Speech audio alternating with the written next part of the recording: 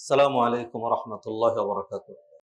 মুসল্লিয়ানে কেরাম, সম্মানিত ভাই ও বোনেরা, ওই আল্লাহ সুবহানাহু ওয়া তাআলার প্রশংসা করছি যিনি আমাদেরকে এবাদতের পর এবাদত, সুযোগের পর সুযোগ, একের পর এক দিয়ে যাচ্ছেন, যার মাধ্যমে আমরা তার নৈকট্য অর্জন করতে পারি। এবাদতের মাধ্যমে আত্মতৃপ্তি, শান্তি, আত্মিক প্রশান্তি খুঁজে পাই এবং আখেরাতে যেন আমাদের জন্য নাজাত সুনিশ্চিত হয়। অতএব সেই আল্লাহর শুকরিয়া আদায় করছি যিনি আমাদেরকে রমাদানের পর একটানা 3টি মাস দিলেন, হজের মাস।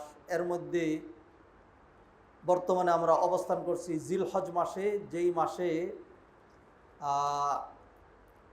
সারা বিশ্বের মুসলমানরা একত্রিত হয় সেই মক্কা মুআজ্জমায়, মক্কা মুকাররমায়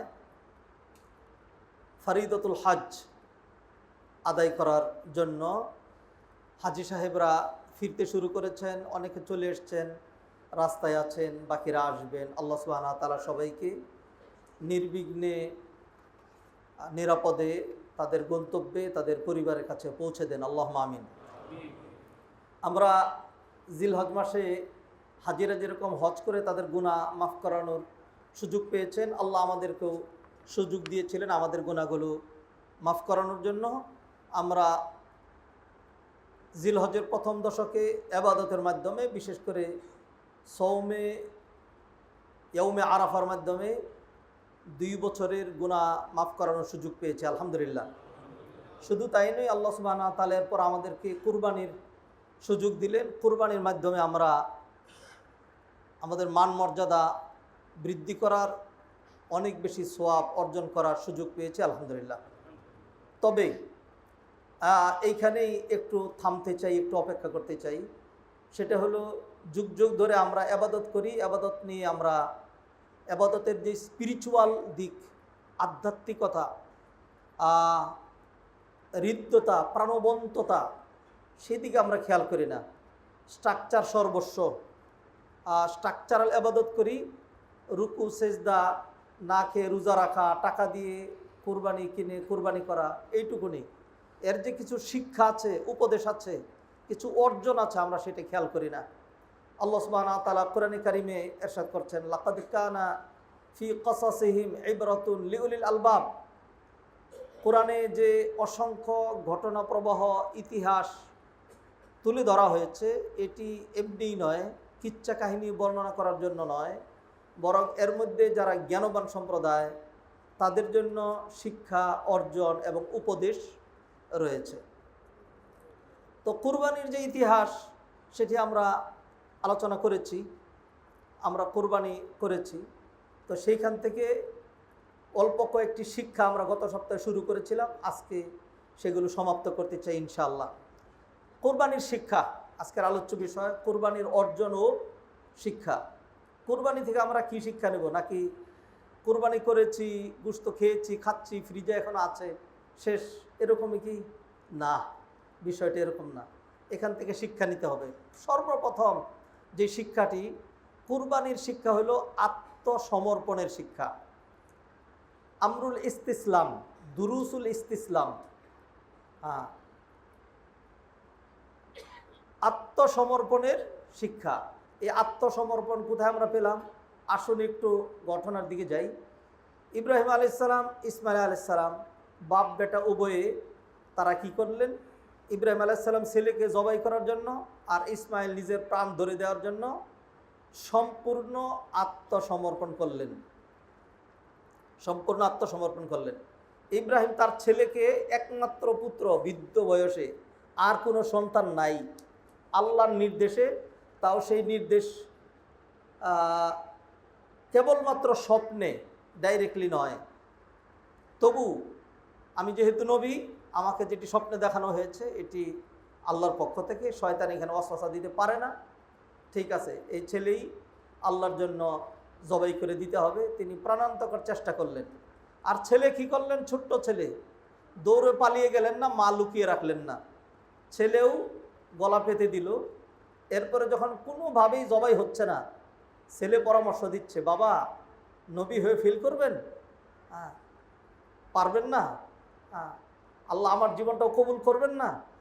আপনি বরং একটা কাজ করুন, চোখটা বেঁধে নিন আর আমাকে উপর করে শুয়ে দিন, এরপরে আমার ঘাড়ের দিক থেকে আপনি কাটার চেষ্টা করুন। ইব্রাহিম আলাইহিস সালাম পরামর্শ নিলেন, প্রাণান্তকর চেষ্টা করছেন, বাপ বেটা দুইজনের চোখ বাঁধা, আর কিছু দেখা যাচ্ছে না। এর মধ্যে চোখ দুইটা আটকে দিয়ে আল্লাহ সুবহানাহু ওয়া তাআলা মাঝখানে এন্তেজাম, রব্বানি এন্তেজাম যেটা ছিল সেটা সেরে ফেললেন। আল্লাহ চোখ বাঁধার পরেই যখন আর তাকিয়ে দেখছেন, আল্লাহ সুবহানাহু ওয়া তাআলা ফেরেশতাদেরকে হাজির করলেন, বেহেশত থেকে দুম্বা নিয়ে আসলেন, তারপরে ইসমাইলকে সরাইলেন টান দিয়া, দুম্বা নিচে ধরে দিলেন, দুম্বা জবাই হয়ে গেল। সুবহানাল্লাহ। আচ্ছা, এই যে ঘটনা, এটাকে আজকেই প্রথম শুনলেন? জীবনে বহুবার শুনেছেন। এখানকার শিক্ষা কি? আসেন কোরআনে যাই। আল্লাহ সুবহানাহু ওয়া তাআলা বললেন, ফালাম্মা আসলামা ওয়াতাল্লাহু লিল জাবিনি ওয়া নাদাইনাহু আইয়া ইব্রাহিম কদ সাদ্দাকতার রুইয়া ইন্না কাযালিকা নাজজিল মুহসিনিন। লাম্মা আসলামা শব্দটা খেয়াল করেন, আসলামা ইসলাম শব্দ থেকে এসছে। সে ইসলাম গ্রহণ করলো, সে হলো আসলামা। হ্যাঁ, খালেদ মুসলমান হইলেও আসলামা খালেদ। আর যদি দুইজন মুসলমান হয়ে থাকে তাহলে আসলামা একটা আলিফ লাগাই দিতে হবে। জাহাবা একজন গেল, আর যদি দুইজন গেল বলেন তাহলে জাহাবা। আর তারা অনেকে গেল জাহাবু, একজন মেয়ে মানুষ গেল জাহাবাত। হ্যাঁ, তা আরবি গ্রামার এইভাবে হয়। তা ফালাম্মা আসলামা, এখানে টান আছে, বাপ বেটা দুইজন, তো উভয়ই যখন আসলামা কি করলো? ইসলাম গ্রহণ করলো। কাফের ছিল না, ইসলাম গ্রহণ করলে অর্থ এখানে হবে না। হ্যাঁ, এইখানে ইসলাম গ্রহণ করলো মানে ইসলামকে বাস্তবায়ন করলো, ইসলামকে বাস্তবায়ন করলো। এইবারই এখানে আসবে যে মামান আল ইসলাম, what does mean Islam, what is meant by Islam. ইসলাম অর্থ কি? ইসলাম অর্থ কি? তা ইসলামের আরবিতে অর্থ হলো আল ইস্তিসলাম, মানে আল ইনকিয়াদ, অল খুদু, অত্তাজাল্লুল। হ্যাঁ, একবারে নিজেকে সঁপে দেওয়া, নিজের আমিত্ব, বড়ত্ব, নেতৃত্ব, কর্তৃত্ব, যুক্তি, সায়েন্স, টেকনোলজি কোনো কিছু নাই। আল্লাহ বলছেন, নবীজি বলেছেন, কোরআনের আদেশ, হাদিসের কথা নির্দ্বিধায় মেনে নিব। হ্যাঁ, এটার নাম ইসলাম। আমি আর আপনি কি করি যে এটা এরকম, তো হুজুর একটু সায়েন্টিফিক হইতে এটা বৈজ্ঞানিক ব্যাখ্যাটা কি আর, মানে বৈজ্ঞানিক ব্যাখ্যা যদি পাই তখন আমি কি করি, মানে এটা ইসলাম হইল না। আপনি বৈজ্ঞানিক ব্যাখ্যাটা জেনে এটাকে মজবুত করতে পারেন, কিন্তু আপনি বৈজ্ঞানিক ব্যাখ্যার আগে কোরআনের ডাইরেক্ট থিওরিতে আপনি মানবেন না, এটা নাম ইসলাম না। ইসলাম হলো উইদাউট এনি যুক্তি, কোনো রকম। আপনি বলেন এই যে ইসলামের শিক্ষাটা, আত্মসমর্পণের শিক্ষাটা আমাদের বাপজান জাতির পিতা আমাদেরকে দিয়ে গেলেন, সেটা দেখেন তো কীরকম। এটা কি কোনো যুক্তিতে পড়ে যে কোনো যুক্তি একজন বাবা তার সন্তানকে ছুরি দিয়ে জবাই করবে?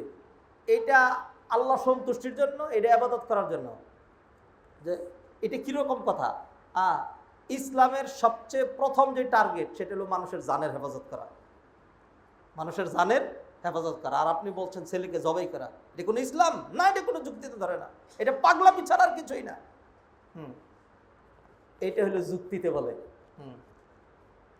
কিন্তু আমাদের বাপজান কি প্রমাণ দিলেন যে আমার পৃথিবীর সবচেয়ে প্রিয় ইসমাইল, কলিজার টুকরা, নয়নের মণি, আদরের দুলাল। হ্যাঁ, এই দুই চারটা শব্দই তো জানি, এর চেয়ে বেশি কিছু নাই। এটাকে আল্লাহর জন্য ধরে দিতে হবে। মানে এই যে নিজের একমাত্র ছেলেকে জবাই করে দেওয়া, সেই ক্ষেত্রেও ইব্রাহিমের এই প্রশ্ন নাই যে why, how it can be possible. না। আর ইসমাইলের কাছে সবচেয়ে বেশি প্রিয় কি? আপনি ধরেন যদি এই দুইজনের কাছে নিয়ে আসেন, দুইজনের কথা নিয়ে আসেন, তাইলে ইব্রাহিমের কাছে ইসমাইলের চেয়ে বেশি দামি আর কিছুই নাই।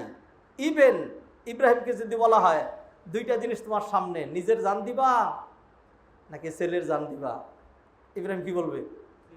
নিজের জান দিয়ে দিব। হ্যাঁ, একজন বাবার জন্য, একজন বৃদ্ধ পিতার জন্য সন্তানের জীবন তার কাছে এতটাই দামি যে সেইখানে প্রয়োজনে নিজে আমি শেষ হয়ে যাই, কিন্তু আমার সন্তান বেঁচে থাকুক। তাহলে ইব্রাহিমের জন্য সবচেয়ে বেশি প্রিয় ছিল, সবচেয়ে দামি ছিল ইসমাইল। আর ইসমাইল যেহেতু বালক, বয়, চাইল্ড, খুব ছোট্ট শিশু, তার কাছে তার বাবার চেয়ে, তার মার চেয়ে, তার তার সম্পদের চাইতে, তার অন্য যে কোনো কিছুর চেয়ে, তার জীবনের চেয়ে বেশি দামি আর কিছুই নাই।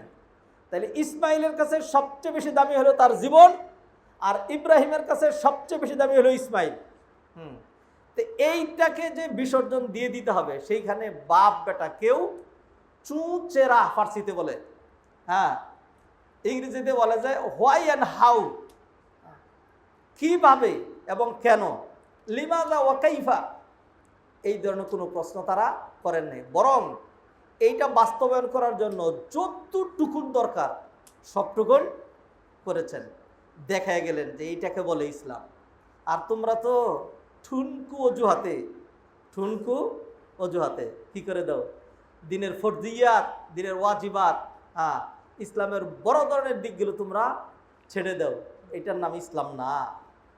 হ্যাঁ, কোনো রকম প্রশ্ন ছাড়া আল্লাহ সুন্দর বিউটি দিয়েছেন, ডেকে রাখতে বলেছেন, কেন কি কোন যুক্তিতে? আমার চেহারা কি কালো?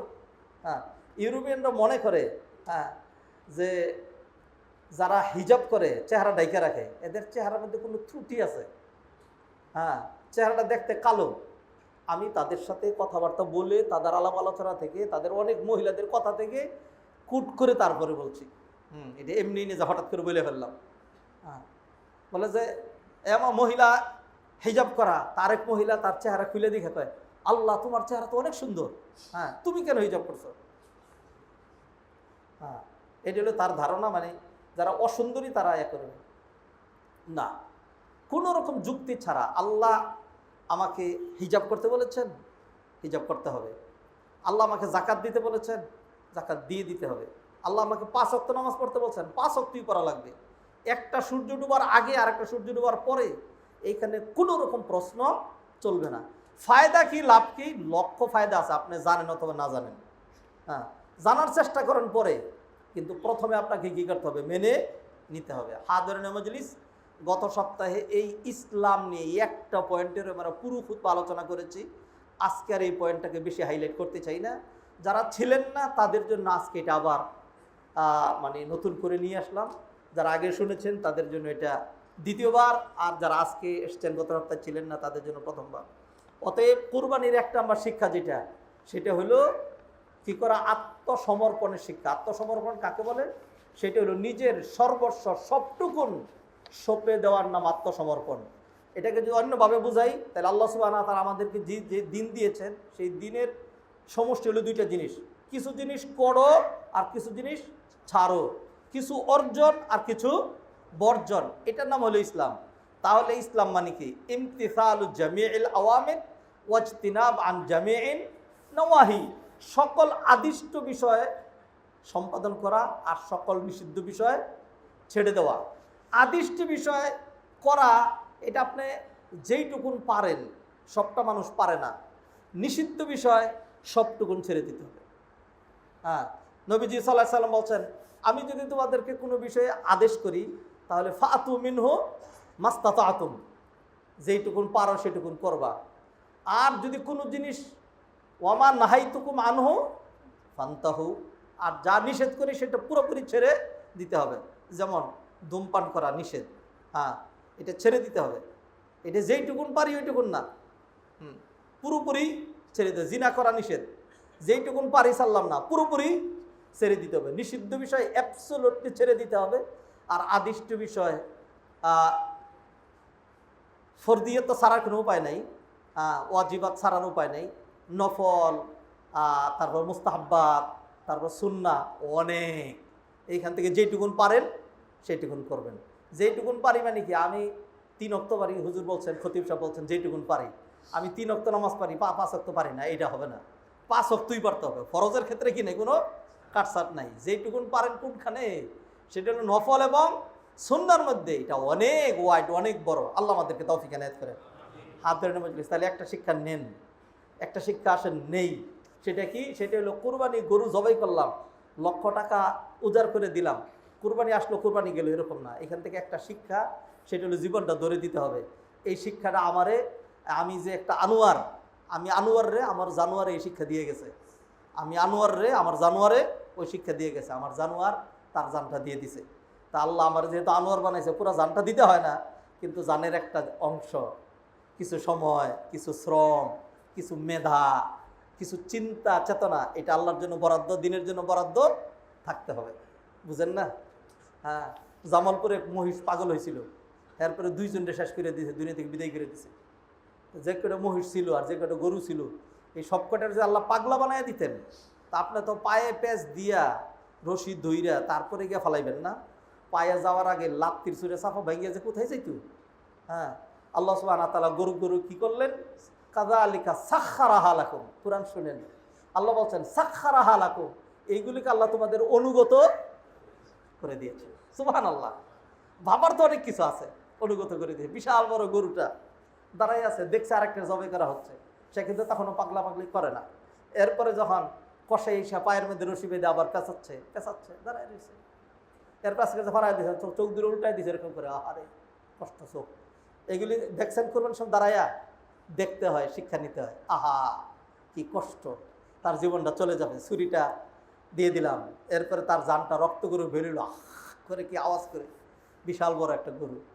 আমি আর আপনি তো সর্বশেষ গিয়ে যখন গোস্ত পাকানো হয়েছে, তারপরে সেইখানে গিয়ে বললাম যে কিরে লবণ কম হয়েছে কেন রে? হ্যাঁ, স্বাদ কম কেন? মুরগি নিয়ে তো জান দিয়ে দিই, লেকিন খানে ওয়ালো কো মজা না আয়া। ইন্না লিল্লাহি ওয়া ইন্না ইলাইহি রাজিউন। হাদিরিন মজলিস, এইগুলি থেকে শিক্ষা নিতে হবে। অতএব নাম্বার 1 যে শিক্ষাটি আমরা নিচ্ছি সেটা হলো ইসলাম, আত্মসমর্পণের শিক্ষা। গরুগুলো আত্মসমর্পণ করেছে, ইব্রাহিম আলাইহিস সালাম আত্মসমর্পণ করেছিলেন, ইসমাইল আলাইহিস সালাম আত্মসমর্পণ করেছিলেন। কীরকম বিষয়ে? সর্বোচ্চ বিষয়, যেইখানে কোনো সায়েন্স টেকনোলজি, কোনো যুক্তি খাটে না, কোনো কিচ্ছুর দরকার নাই। সায়েন্স টেকনোলজি, যুক্তি, মায়া, মমতা, ভালোবাসা, কোনো কিছুর দরকার নাই। আমার মাওলার আদেশের উপরে আর কিছুই নাই, এটা নাম ইসলাম। যদি এইভাবে পারেন যে আর কোনো কিছু দরকার নেই, আল্লাহ বলেছেন, অতএব সেটা আমার কি করতে হবে? মানতে হবে। আজকের দিনে আপনি যে নিজের মুসলমান বলে পরিচয় দেন, লজ্জাবোধ হয় না? হ্যাঁ, নামাজ নাই। নবীজি হাদিসে বলছেন বুনিয়াল ইসলাম আলা খামস, ইসলামের ভিত্তি করা হয়েছে কয়টার উপরে? 5টার উপরে। ইবনে রজব হাম্বলি তিনি বলছেন এই 5টার উপর ভিত্তি করা হয়েছে। মানে কি? এই 5টার একটা চলে গেল, তাহলে তার একটা খুঁটি নাই, তার একটা খুঁটি নাই। এই 5টাই চলে গেল, তার কিছুই নাই। এরপরে বিশেষ করে পার্টিকুলারলি আলোচনা করেছেন, বিশেষ করে সলাৎ। যার সলাৎ নাই তার কি নাই? তার ইসলাম নাই, তার ইমান নাই, কোনো কিছু নাই। আমি আর আপনার কীরকম যে নামাজ পড়ে নিয়ে দিয়ে গেছে, আমার কি ইমান নাই, আমার কি আমি কি মুসলমান না? তারা এখানে মুসলমান, মানে কুদানির নাম ইসলাম। হ্যাঁ, ক্ষমতার নাম ইসলাম। ক্ষমতা থাকে না। পৃথিবীর সবচাইতে লাঞ্ছিত জিনিস যেটা হলো ক্ষমতা। কেন লাঞ্ছিত জিনিস? নিকৃষ্ট জিনিস, বমি করা জিনিস। কারণ এই ক্ষমতা আসে আর যায়, এই ক্ষমতাই মানুষকে লাঞ্ছিত করে। ক্ষমতার কারণে মানুষ কি হয়ে যায়? হ্যাঁ, মানে সব কিছু ভুলে যায়, মনে হয় যে মুই কি হনুরে, হ্যাঁ মুই কি হনুরে, এরকম মনে করে। হ্যাঁ, পরে কি হনুরে যে এটা যুগ যুগ ধরেই কারণ, হামান, সাদ্দাদ, ফেরাউন, তারপর অতীতের যুগে আদ, সামুদ, তারপরে যারা নাকি আরও বেশি শক্তিশালী ছিলেন। কারণ বলছে ইন্নামা উতিতুহু আলা ইলমিন ইনদি, আল্লাহ বলছেন আওয়ালাম ইয়ালাম, কারণ জানে নাই আন্নাল্লাহ ক্বাদ আহলাকা মিন ক্বাবলিহি মিনাল কুরুন মান হুয়া আশাদ্দু মিনহু কুওয়াতান। এই ক্ষমতার কথা আল্লাহ বললেন, যে জানে না কারণ এর চেয়ে অনেক বেশি ক্ষমতাধরদেরকে আল্লাহ সুবহানাহু ওয়া তাআলা আছাড় মেরে ফেলে দিয়েছেন। হ্যাঁ, বেশি যারা বেশি বাহাদুরি করেছে আল্লাহ তাদেরকে বেশি লাঞ্ছনা দিয়েছেন। ফেরাউন বেশি বাহাদুরি করেছিল, আল্লাহ তাকে বেশি লাঞ্ছনা দিয়ে মেরেছেন। এরপরে হইল নমরুদ, তো সেই রকম আরও বেশি লাঞ্ছনা করেছিল। ইব্রাহিম আলাইহিস সালামের সাথে সে কীরকম যুক্তিতর্কে লিপ্ত হয়েছে, যে কি তুমি কেউ না আল্লাহর কথা বলো? তো ইব্রাহিম আলাইহিস সালাম বললেন আমি তো সেই আল্লাহর কথা বলি যা জীবন মৃত্যু যা যিনি নিয়ন্ত্রণ করেন। তো নমরুদ বলে কি জীবন মৃত্যু তো আমি নিয়ন্ত্রণ করি। কেমনে তুমি নিয়ন্ত্রণ করো? কই যে দেখাচ্ছে তোমারে, 2টা কয়েদি ধরেই না, একটার গর্দান উড়াই দিল, বলে যারে মৃত্যু দিয়ে দিলাম, আরেকটা ছেড়ে দিল, করে জীবন দিয়ে দিলাম। তা ইব্রাহিম আলাইহিস সালাম বুঝছেন যে যেমন কুকুর তেমন সালামে হবে না, যেমন কুকুর তেমন মুগুর লাগবে। তখন তিনি বললেন যে আমার রবের তো আরও পরিচয় আছে। আর কি পরিচয়? ফাইন্নাল্লাহ ইয়াতি বিশ-শামসি মিনাল মাশরিক ফাতি বিহা মিনাল মাগরিব, আমার রব সূর্য পূর্ব দিক দিয়ে উঠান, আর তুমি যদি রব হয়ে থাকো তাহলে সূর্য পশ্চিম দিক দিয়ে উঠায় দেখাও। পারে নাই, কিন্তু তারপরে গিয়ে সেই ইব্রাহিমকে মেনে নিয়েছিল? মানে নাই। হ্যাঁ, কত সুন্দর যুক্তি দিয়ে বুঝাইলেন, তারপরে মেনে নিয়েছিল? না, মানে নাই। সর্বশেষ কি করলো? ক্ষমতার চূড়ান্ত দাম্ভিকতা প্রদর্শন করার জন্য, ক্ষমতার চরম দাম্ভিকতা দেখানোর জন্য ইব্রাহিম আলাইহিস সালামকে উলঙ্গ করে, বিবস্ত্র করে, বিশাল অগ্নিকুণ্ড তৈরি করে ইব্রাহিম আলাইহিস সালামকে সে আগুনে ফেলে দিল। নমরুদ এই কাজটা করছে তো নাকি করে নাই?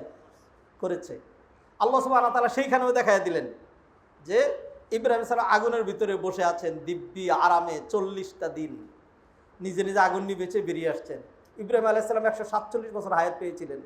তিনি বলছেন এই আগুনের ভিতরের 40 দিন যত আরামে ছিলাম, আমার জীবনে আগুনে ঢুকার আগে এবং পরে ওই রকম আরাম চোখেও দেখিনি। হ্যাঁ হ্যাঁ, তো আল্লাহ সুবহানাহু ওয়া তাআলা এরকম নিদর্শন দেখাইছেন। তারপরে নমরুদের কি হয় নাই? হেদায়েত হয় নাই। ক্ষমতা তো বুঝেন না, ক্ষমতা মানুষকে কি করে দেয়? অন্ধ করে দেয়। এরপরে যখন ক্ষমতায় অন্ধ হয়ে গেছে, আল্লাহ সুবহানাহু ওয়া তাআলা বললেন যে তোরে লাঞ্ছিত করার জন্য ইব্রাহিমের বাহিনী অথবা কোনো কুত্তা লেলায় দিব না। হ্যাঁ, তোর মতো লাঞ্ছিত ব্যক্তির জন্য একটা মশাই যথেষ্ট। আল্লাহ সুবহানাহু ওয়া তাআলা মশা ঢুকাই দিলেন নাক দিয়ে যদি মশা ঢুকে, বিশ্বাস করেন এই পর্যন্ত যাওয়ার পরে আমার যাই হোক না হোক হাসি টাসি দুই চিন্তা আসবে, মশা কি হয়ে যাবে? মরে যাবে, এটি স্বাভাবিক। কিন্তু আল্লাহ সুবহানাহু ওয়া তাআলা দেখালেন না, মশা মরবে না।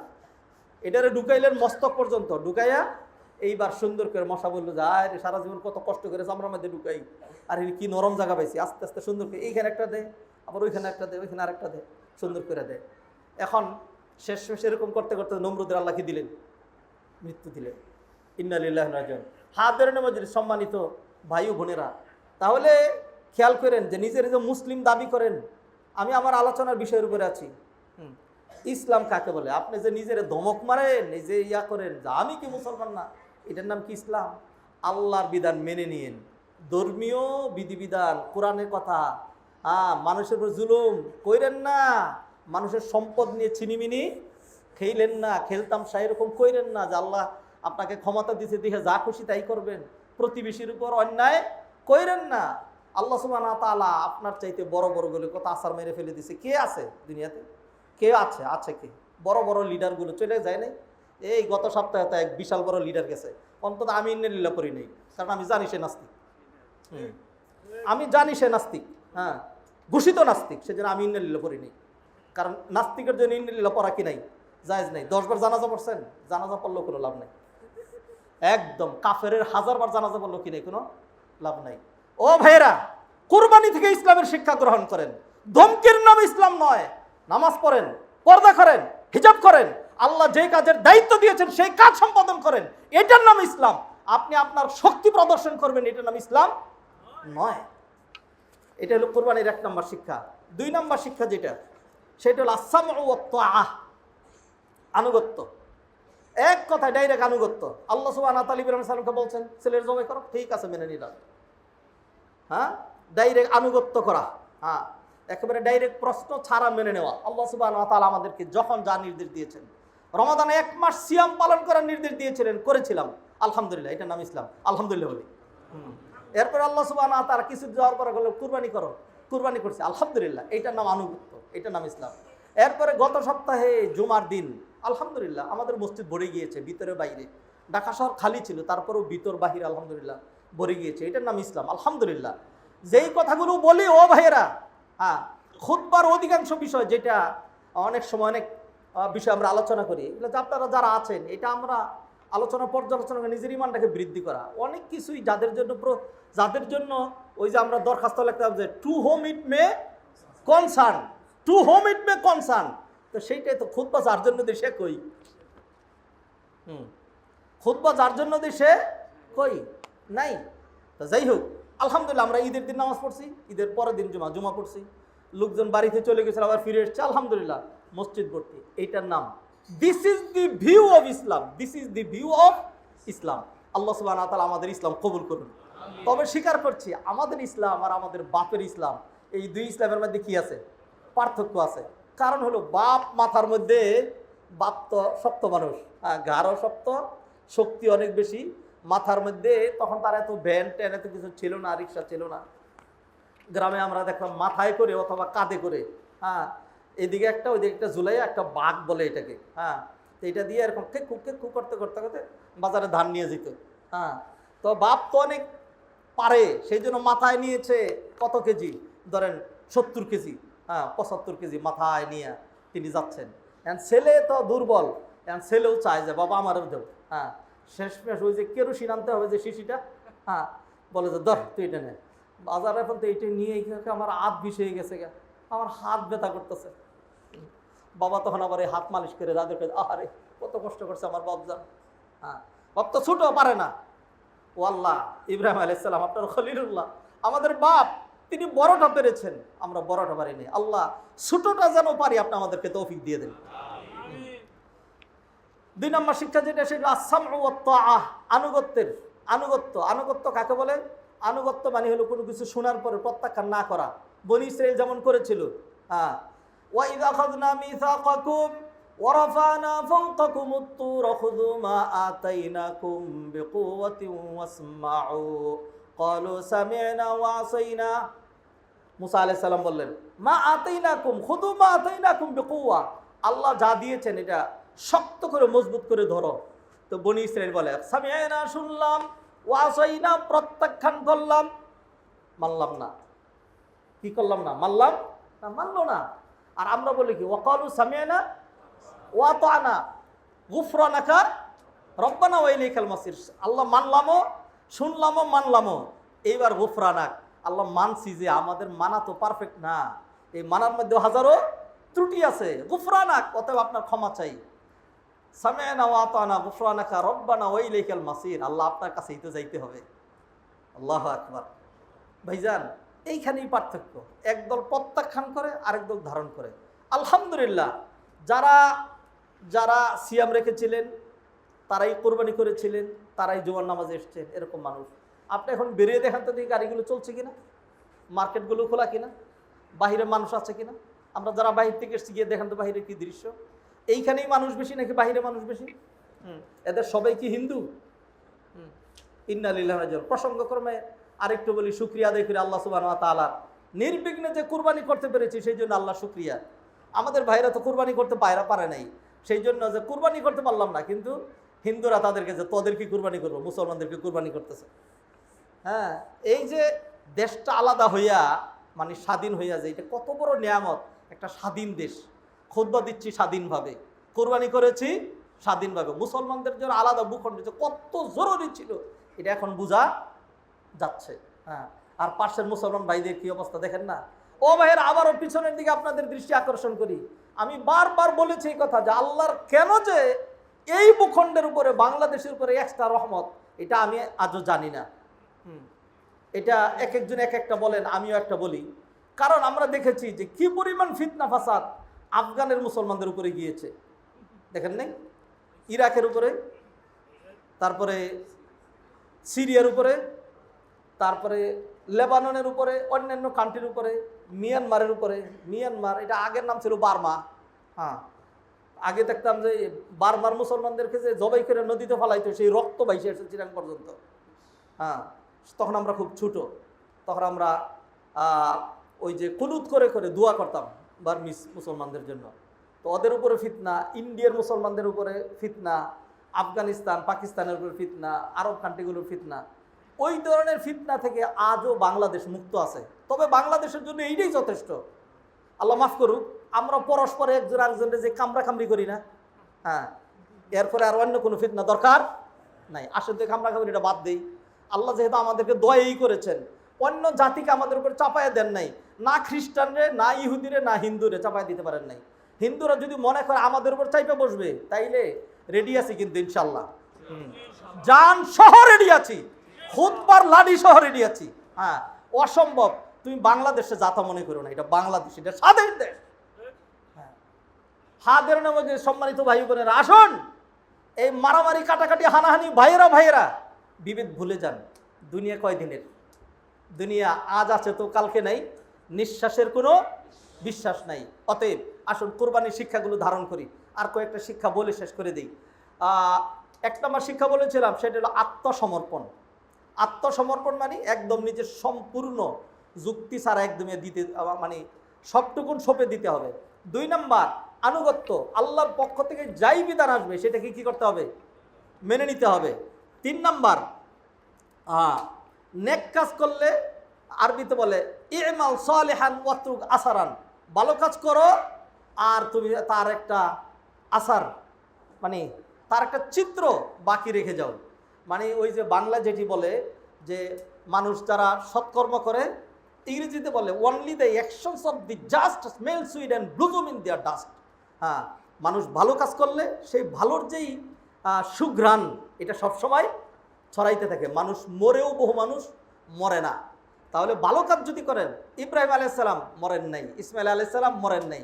দেখেন না আজকে খুতবায় আলোচনায় মাসব্যাপী সমস্ত জায়গায় হাজিরা, অন্যরা হাজার আলাইহিস সালাম দৌড়াদৌড়ি করেছিলেন, হাজিরা সারা বছর সফা মারওয়ার মাঝখানে দৌড়াদৌড়ি করছেন, ওনারা মরেন নাই। আর যেই বেটা আমরা মরা, কারণ কি জীবিত থাকতো আমাদের নাম কেউ নেয় না, কেউ স্মরণ করে না। অতএব ভালো কাজ যদি করেন, ভালো কাজের একটা বহির্প্রকাশ, একটা সুনাম সুখ্যাতি বেঁচে থাকবে। মানুষ মারা যাওয়ার পরে মানুষ কি বলে? মানুষ বলে যে ওই যে যেমন অনেকেই মারা যাওয়ার পরে কেউ কেউ বলছে অসম্ভব, আলহামদুলিল্লাহ আলহামদুলিল্লাহ, কেউ কেউ বলছে ইন্না বলাই যাবে না। আচ্ছা, আবার কিছু মানুষ বলে ইন্না লিল্লাহি ওয়া ইন্না ইলাইহি রাজিউন, উনি মারা গেছেন, আহারে সত্যি একটা ভালো মানুষ ছিলেন, যেই দলই করতেন কিন্তু হাসিটা ভালো ছিল, ব্যবহারটা ভালো ছিল। হ্যাঁ, এটা মানুষ বলে। হ্যাঁ, আর যদি আপনি মানুষকে ড্রিল মেশিন ঢুকাই দেন মানুষের মাথার মধ্যে, হ্যাঁ, আর ইসলামের বিরুদ্ধে সকল ভূমিকা নেন, যারা ইসলামের বিরুদ্ধে ভূমিকা নেবে আপনি নিশ্চিত থাকেন আপনি আমার জবান দিয়ে তার পক্ষে কথা বের করতে পারবেন না, হয়তো খুতবা বন্ধ করে দেবে। হ্যাঁ, কিন্তু ফাসেক ফুজ্জার এই ধরনের ওদের প্রশংসা, ওদের পক্ষে কথা জীবনে হবে না। এটা এইখান থেকে কোরআনের হাদিসের কথা হবে, এইখান থেকে হকের কথা হবে সবসময়। হ্যাঁ, সেই জন্য ভাইয়েরা ভালো কাজ করেন, ভালো কাজ করে আপনিও থাকবেন না, আমিও থাকবো না। মরে যাওয়ার পরে মানুষ এটা বলবে আহারে ভালো মানুষ ছিল। আপনি মানুষের কি আসা যায়? তা আপনি তো মানুষের সমাজে থাকেন, আল্লাহ আপনার মানুষের জন্য সৃষ্টি করছেন, আপনি মানুষেরটা দাঁড়াদারি না। তা আপনি দিনকে এত বেশি বুঝেন কেন? আর একটু কম বুঝেন না? আল্লাহ বলছেন কুনতুম খায়রা উম্মাতিন উখরিজাত লিন-নাস, তোমরা যে শ্রেষ্ঠ উম্মত, তোমাদের সৃষ্টি করা হয়েছে মানব মণ্ডলীর কল্যাণ করার জন্য। অতএব মানুষেরটা দাঁড়াবেন না আপনি। মানুষ যদি ভালো বলে তাহলে আপনি জান্নাতি, আর মানুষ যদি খারাপ বলে তাহলে আপনি কি? জাহান্নামী। নবীজি সাল্লাল্লাহু আলাইহি ওয়াসাল্লাম হাদিস তো বারবার বলি, জানাজা একটা নিয়ে আসা হয়েছে, লোকজন বলল যে খুব ভালো ছিল, নবীজি বললেন ওয়াজাবাত। আরেকটা হলো খারাপ বললো লোকজন, নবীজি বললেন ওয়াজাবাত। সাহাবা এখন প্রশ্ন করলেন ইয়া রাসূলুল্লাহ মাযা ওয়াজাবাত? হ্যাঁ, দুইজনের জন্য আপনি খালি ওয়াজাবাত ওয়াজাবাত বললেন, কি ওয়াজিব হলো?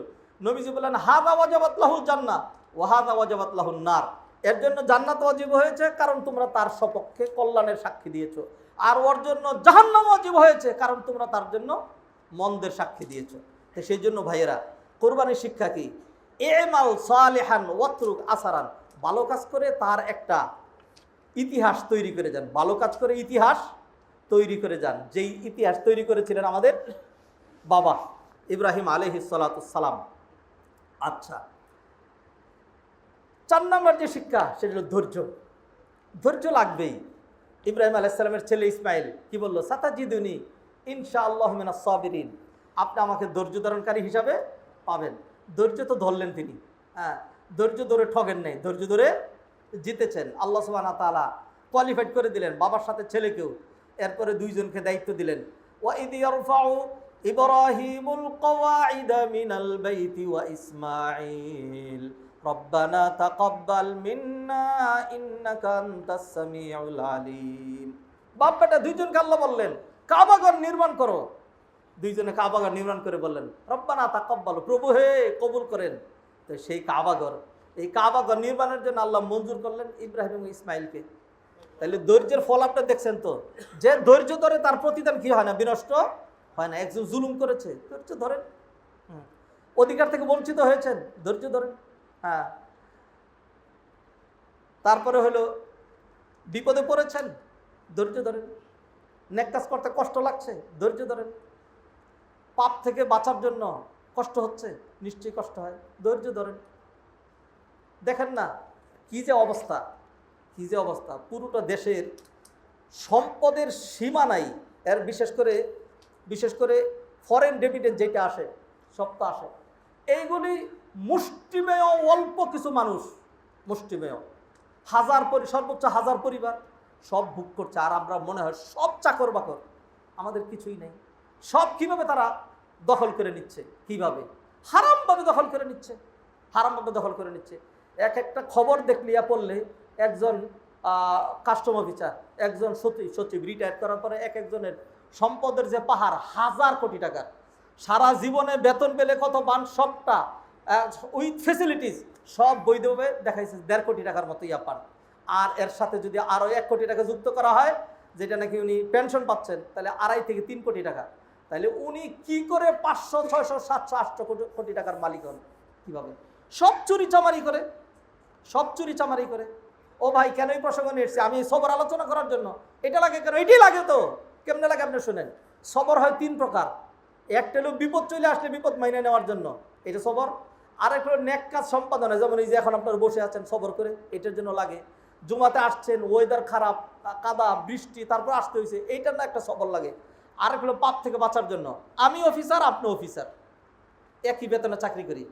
উনি সমানে ওইখানে ফ্ল্যাট কিনছেন, স্ত্রীর নামে গাড়ি কিনছেন, ছেলের জন্য গাড়ি, অমুকের জন্য আলাদা, অমুকখানে ব্যবসা, অমুকখানে মাছের ঘের, অমুকখানে এই বাংলো বাড়ি, ওই এই এটা আর সীমা নাই, অমুকখানে 10 কাঠা, বসুন্ধরায় এত, তারপরে হলো পূর্বাচলে এত, উত্তরায় এর পরিমাণ, সমানে করে যাচ্ছেন উনি।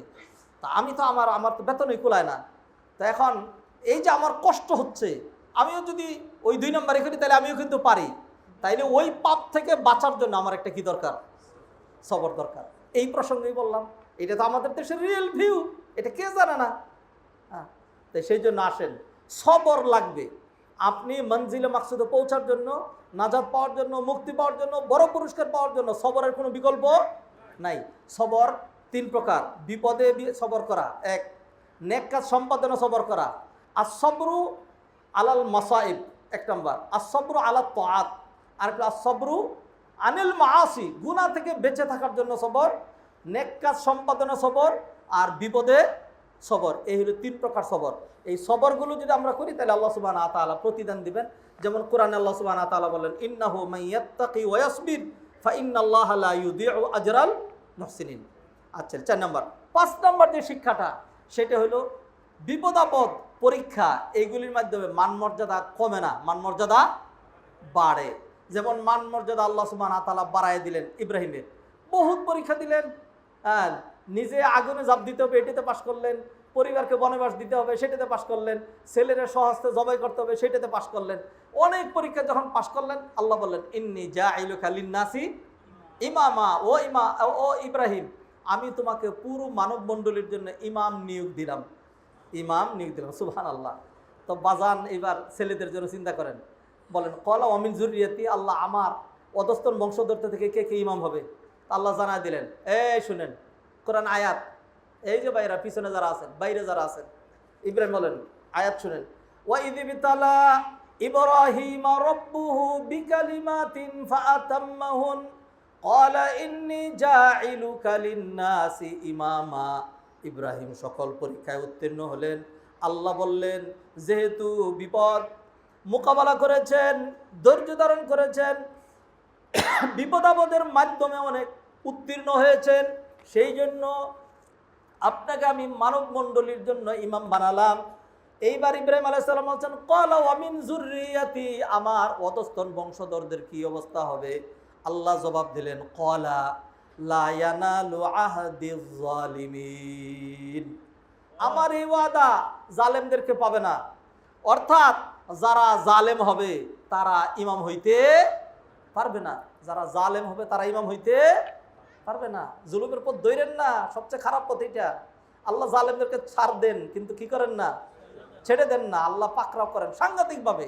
জালেমদের আর একটা করুণ পরিণতির কথা বলি, আল্লাহ সুবহানাহু ওয়া তাআলা মৃত্যুর সময় তাদের ঈমান নসিব করবেন না, ঈমান ছাড়া তাদেরকে বিদায় করে দিবেন। যেমন এই কথা আল্লাহ সুবহানাহু ওয়া তাআলা সূরা ইব্রাহিমের মধ্যে উল্লেখ করেছেন। সূরা ইব্রাহিম, ইউসাব্বিতুল্লাহুল্লাযীনা আমানু বিল কওলি সাবিতি ফিল হায়াতিদ দুনিয়া ওয়া ফিল আখিরাহ। আল্লাহ সুবহানাহু ওয়া তাআলা ঈমানদারদেরকে মৃত্যুর সময় কি করবেন? কালিমা নসিব করবেন, আর কবরেও প্রশ্ন উত্তর শিখাই দিবেন। ওয়া ইউদিল্লুল্লাহ, ওয়া, এই শব্দ শুনেন, ওয়া ইউদিল্লুল্লাহ, দলিন দলাল থেকে, আর আল্লাহ পথ ভ্রষ্ট করে দিবেন। কালিমা নসিব করবেন না, কবরে উত্তর শিখাই দিবেন না। ওয়া ইউদিল্লুল্লাহু আয-যালিমিন, ওয়া ইউদিল্লুল্লাহু আয-যালিমিন, জালেমদেরকে আল্লাহ সুবহানাহু ওয়া তাআলা কি করবেন না? কালিমা নসিব করবেন না। সম্মানিত ভাই বোনেরা, অতএব কোরবানির যে শিক্ষা, সেটা হলো পরীক্ষা যদি আসে আল্লাহর পক্ষ থেকে, আপনি সেই পরীক্ষায় ঘাবড়ে যাবেন না, পরীক্ষা উত্তীর্ণ হওয়ার চেষ্টা করবেন। যদি পরীক্ষায় উত্তীর্ণ হতে পারেন, তাহলে এর মাধ্যমে আপনার মান মর্যাদা কি বৃদ্ধি পাবে, যেমনটি আল্লাহ সুবহানাহু ওয়া তাআলা ইব্রাহিম আলাইহিস সালাম এবং ইসমাঈল আলাইহিস সালামের মান মর্যাদা বৃদ্ধি করে দিয়েছেন। নবী মুহাম্মদ রাসূলুল্লাহ সাল্লাল্লাহু আলাইহি ওয়াসাল্লাম হাদিসের মধ্যে ইরশাদ করছেন, তিনি বলছেন, ইন্না ইযামাল জাযাই মা ইযামিল বালাহ, পরীক্ষা যত বড় পুরস্কার তত বড়। ওয়া ইন্নাল্লাহা ইযা আহাব্বা কওমান ইবতালাহুম, আর আল্লাহ সুবহানাহু ওয়া তাআলা যখন কাউকে বেশি পছন্দ করেন তখন আল্লাহ সুবহানাহু ওয়া তাআলা তাদেরকে পরীক্ষা দিয়ে থাকেন।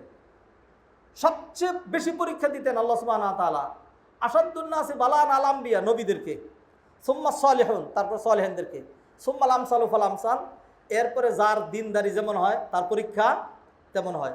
ইউবতালার রাজুলু বিহাসাবি দীনিহি, যার দিনদারি যেরকম পরীক্ষা ওরকম হয়। ফাইন কানা ফি দীনিহি সালাবা, দিনদারি যদি মজবুত হয়, জিদা ফি বালাইহি, পরীক্ষা কঠিন হয়। ওয়া ইন কানা ফি দীনিহি রিকাতুন, আর যদি দিনদারি হয় কচুপাতার পানি, খুফিফা আলাইহি, তার পরীক্ষা কি করা হয়, হালকা করে দেওয়া হয়। আমরা আল্লাহর কাছে কঠিন পরীক্ষা চাই না, তবে যদি পরীক্ষা চলে আসে তাহলে সেখানে ধৈর্য ধারণ করা লাগবে। আল্লাহ সুবহানাহু ওয়া তাআলা যেন আমাদেরকে পাশ করার তৌফিক এনায়েত করেন। সর্বশেষ যে শিক্ষাটি বলবো সেটা হলো কুরবানির শিক্ষা, হলো জীবন এবং মরণ দুইটাই আল্লাহর জন্য।